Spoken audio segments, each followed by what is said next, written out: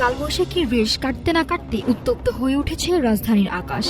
মেঘের আনাগোনা থাকলেও স্বস্তি নেই এই জনজীবনে, বরং বাড়ছে ভ্যাপসা গরম। আবহাওয়া অফিস বলছে আজ ঢাকার তাপমাত্রা আরও বাড়তে পারে। সকাল থেকেই ঢাকার আকাশে মেঘ আর রোদের লুকোচুরি, কিন্তু সেই মেঘে বৃষ্টির দেখা নেই, আছে কেবল গরমের অস্বস্তি। গত কয়েকদিনের কালবৈশাখীর শীতলতা যেন এক নিমিষেই উধাও। রাজধানীর ব্যস্ত সড়কে বের হওয়া মানুষগুলোর কপালে এখন বিন্দু বিন্দু ঘাম। আবহাওয়া অধিদপ্তরের তথ্যও বলছে আজ ভোর 6টায় ঢাকার তাপমাত্রা ছিল 27 ডিগ্রি সেলসিয়াস। বাতাসে আর্দ্রতা 87% হয়, ঘাম যেন থামছেই না। গতকালও সর্বোচ্চ তাপমাত্রা 36 ডিগ্রি ছাড়িয়েছিল, যা আজ আরও বাড়ার আভাস রয়েছে। আবহাওয়া অফিস পরিষ্কার জানিয়েছে আজ দিনের বেলা ঢাকায় বৃষ্টির কোনো সম্ভাবনা নেই। শুধু ঢাকা নয়, রাজশাহী ও খুলনা সহ দেশের বড় একটি অংশের ওপর দিয়ে বয়ে যাচ্ছে মৃদু থেকে মাঝারি তাপপ্রবাহ।